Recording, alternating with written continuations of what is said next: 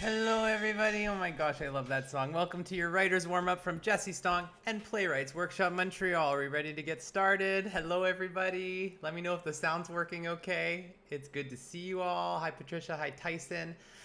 Today I'm going to help you transform your writing in 15 minutes. Do you believe me? I hope so. I've been doing a lot of one-on-one meetings with artists this week, and I find there's a very common theme happening right now where there's a lot of burnout happening, a lot of writer's block happening, and if that applies to you, maybe it doesn't today, but it might tomorrow. So I'm going to help you with some tips on what you can do when you're really feeling burnt out, when you're really feeling blocked, when you've been pushing this story or trying to start this story forever and it's just not working, right? And so what I'm going to do is I'm going to give you 3 really good activities that are all about, I'm calling this the cleanse. It's the writer's cleanse. And I'm going to give you a 7-day cleanse that you should go through that I give to every writer when I feel like they've reached a point. And even if you just do it for one day, it's going to help you get out of this whole writer's block situation, get out of this play that's blocking you.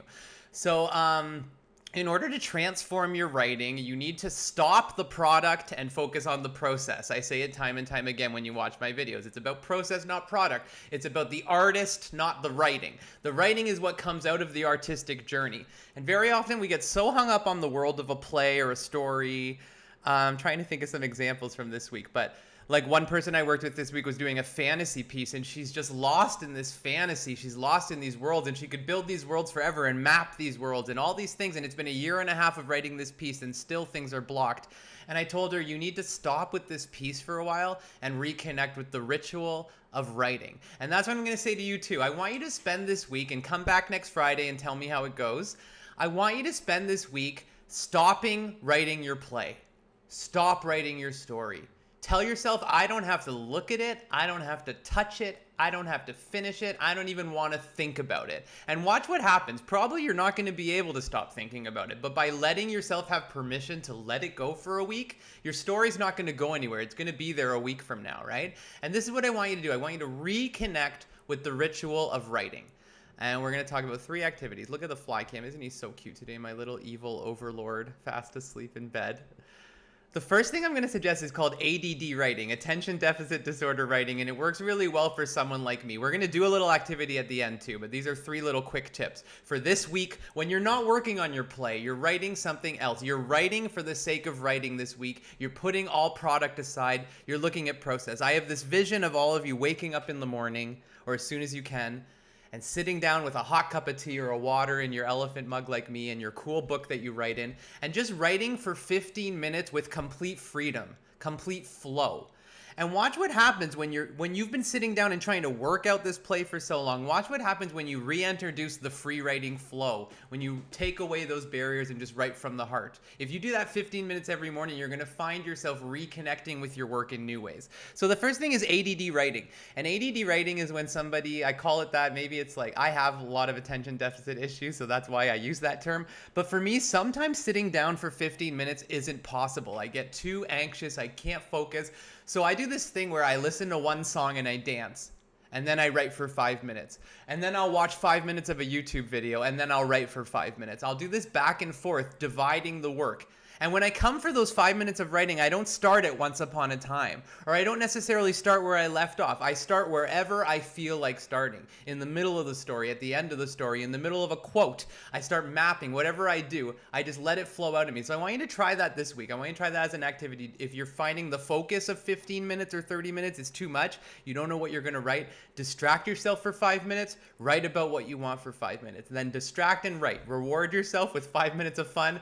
Then dive in 5 minutes of writing if you're not having fun with it. If you are having fun with writing, the other thing I want to suggest, when you start at National Theatre School, the first project they make you do in playwriting is a unity play. And a unity play is a play where nobody is allowed to leave or enter. The people who are in the stage from the beginning of the play are there for the whole play. So it's kind of like an hour of real time where no one's allowed to leave the room. So many times as a writer, when we're trying to push the plot ahead, we just have a character enter to push the plot ahead. Or we have a character storm out and slam the door. So many good scenes kind of get ruined when you just push it along and you're like, and then he leaves before he's done, before he says his piece. Or then she enters and says something and changes the whole scene. Every time someone exits or enters, it changes the whole play. And so a unity play is this great challenge where you're not allowed to let anyone leave. You're not allowed to leap through time. You're not allowed to flash back or flash forward. It's an hour of real time. And I want to suggest that as an activity for you. Just pick a bunch of characters, or one character or two characters, and I want you to put them in a space where they're not allowed to leave. You're not allowed to let yourself off the hook. It's another great writing exercise to just kind of keep flowing, right? And the third flow exercise, I saw the David Mamet masterclass on Netflix on masterclass streaming. And he says that all he needs is a pencil, a paper, and two characters, and he just starts talking. And that's something I want to suggest you do. Even 10 minutes today, I want you to just start a conversation, a random conversation.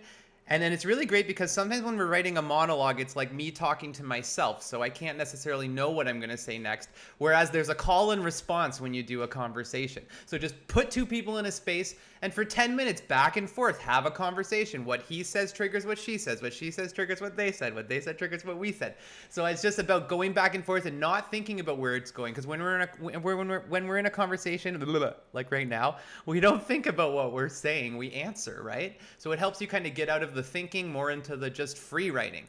These are three things. So ADD writing, going back and forth for 5-minute bursts, or a unity play where no one's allowed to leave, challenging yourself to stay in the room, or actually just having a conversation between characters. These are little writing things where you don't need to know anything but that I'm going to write what I feel like for 5 minutes, that I'm going to make them stay in the room and see what happens, that I'm going to have a conversation and let it go where it goes. This is a way for you to get out of your plot.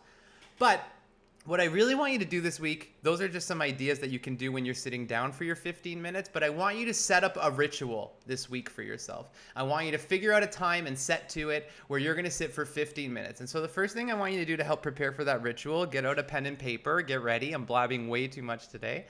But I want you to write for 1 minute about what are the things you find, and it's a self-critique, and it doesn't have to be don't be too hard on yourself, but what are the things in your writing that you're not doing? Or the things that are bad habits that you know about yourself. I want you to write for 1 minute. I'm going to show you the fly cam. What are the things you're not doing? Answer that question. Try to answer that question. Just go for 1 minute. What am I not doing? What are the bad habits that I keep doing? What's not working in my writing process? Maybe not just this play. Do 1 minute. Go. What's not working? Just write rough notes. Maybe it's feedback someone gave you. Maybe it is too harsh. Just say it anyways. No one's going to read it but you. 30 seconds. What are you not doing? What are the bad habits that you know you're stuck on? It feels negative. Keep going. 20 more seconds.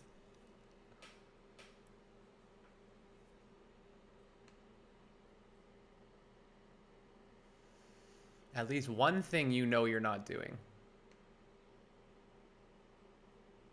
So often we think about what I'm not doing, what I'm not good at. I'm not good at comedy. I'm not good at character development. I'm not good at plot and structure. I'm not good at editing. I'm not good at free writing. I'm too sentimental.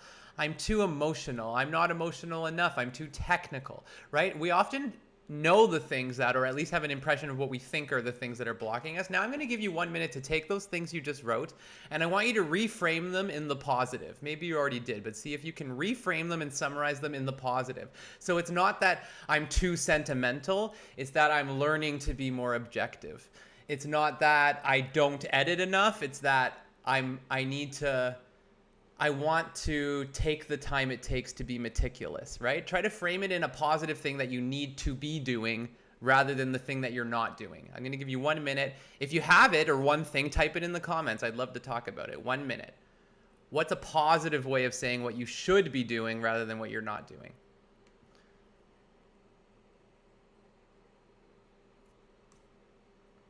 This is all going somewhere for your ritual, so just trust me. Reframe it, make some goals.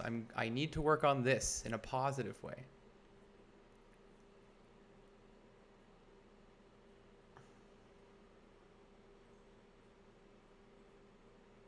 Tell me what you're working on in the comments if you want.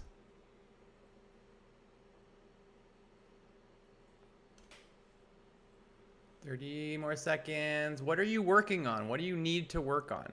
What should you be working on in a positive, exciting way?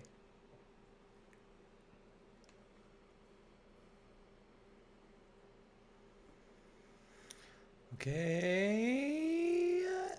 So one thing I want you to think about, this is something we don't often think about. We get so caught up in a play that we started 6 months ago or a story we're writing that we have to finish, that we have to produce, that we have to get done.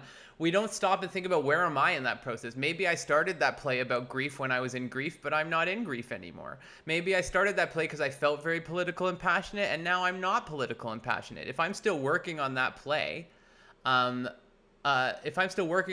need to be checking in, where am I as an artist in this play, right? So I just want you to write for 1 minute. This is like the easiest, most complicated question anyone can ask you, but how do you feel today? How do you feel lately? What's been going on with you personally? Write for 1 minute. Go. Answer that question. What's up with you? How are you lately? Patricia says, I lean into my strength, comedy. Yeah, and it's like, that is a positive in a way. I lean into my strength, comedy, but the challenge is kind of like, I'm challenging myself to explore the dramatic, right? Or I'm building my strength in drama. So anyways, keep going. So where are you? What are you feeling today? If you have more challenges you're working on, put them in the comments. I want to talk more. 30 more seconds. Where are you? What are you feeling? Not about writing necessarily. In life, no one's going to know but you. You're home alone. Where are you? What are you feeling?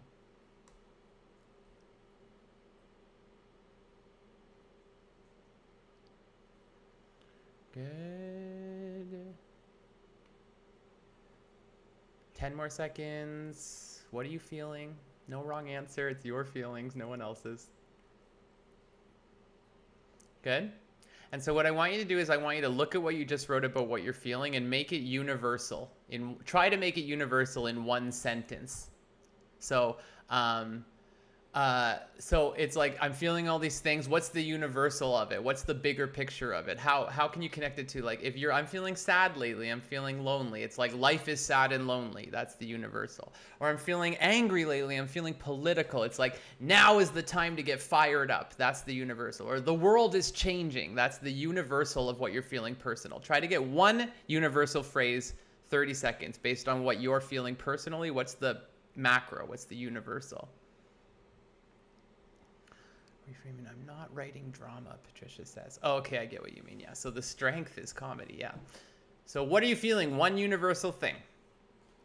And I want to wrap up. I don't want to run out of time. I talked too much today. So what you're going to do this week is, I want you to really challenge yourself to do this. Discipline yourself to do this. See what happens if the first thing you do as soon as you can, either in the morning or after you send your kids somewhere to do something quiet, I want you to sit for 15 minutes. You're going to write whatever you feel like writing. You're not going to think about it before. You're not going to think about it after. And you're going to write something that's personal and emotional, that represents the emotion you just wrote down a second ago, but also not autobiographical. This is not a diary or a journal. This is how you're feeling today for 15 minutes in a poetic way, in a way that's fictional, in a way that's outside of your story or your own story or the play you're working on. It's just writing. Maybe you're going to write a little mini novel in 7 days, but I want you for 7 days to wake up and get a morning ritual where you write with no pressure, where you just write. It's flowing. I want you to give it like the rules of the dreamland. Anything can happen. Anything can change. Anything can happen. There's no rules. It's complete free writing, complete emotion. It's not autobiographical. It's not going into the world of memoirs and diary. It's using where you're at today to make something without any pressure of it going anywhere. And I'm telling you, if you do that for 7 days, I bet you're going to end up with something stronger than you could ever imagine. It's going to change your relationship to your writing. It's kind of like cleaning the palette, right? It's like taking away all this process and product stuff you're working on that's spinning around your mind and just writing from the sake of writing, right? And I want you to do that every day this week. And then in the afternoon, if you want to write your other stuff, write your other stuff. Or if not, that's okay. For a week, you can not do that, right? I'm going to read some things. The world needs positive change, right? So it's like, it's not just about me being positive. It's about me writing for the world, which is great. It's like we all need it. Struggling with everything the writing. Thankfully, I can dive into editing. Well, yeah, but you have to also be careful because sometimes we start editing and editing and editing to avoid those new bursts, to avoid the risk and the reward of not knowing what we're doing. So sometimes editing is a control thing. So be really careful. You don't want to over edit. I always say don't edit till you have 50 pages of writing. Then edit. Then go back. But until then, keep moving forward. So if you're struggling with this play and you keep editing it and tweaking it, write something new for 7 days. Clear your palette. Do something that's very evocative and stripped down and raw, that has nowhere to go, that has nothing to prove, right? Tyson says, my healing can be a messenger that I can share with the world.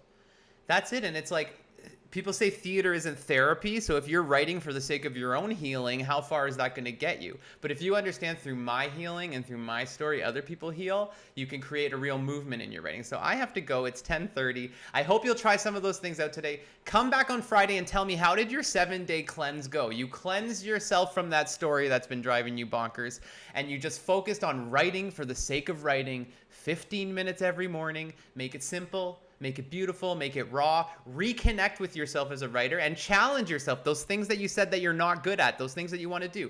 That's the perfect time, with no pressure, no product in mind, to try those things. Write in drama if you don't do drama. Write in comedy if you don't do comedy. Write without sentimentality if you're too sentimental. Write more technically if you're not good at technical. Use those morning bursts, those morning rituals, to explore the kind of writing you're not doing with no pressure. It's going to transform your writing. Letting go of the story you're working on, focusing on your own process, your own ritual, it's not just going to save your story, it's going to make your art exciting. So thank you very much. Comment, share, like. Please take 2 seconds to share and to like. Lately, the likes have been a little low, I'm not going to lie. So maybe you don't like me, but that's okay. But if you can, just do a quick like before you go. I hope you're all doing well. I'll see you all soon. Once again, I can't find the way to log off, but I will see you all soon. And I love you.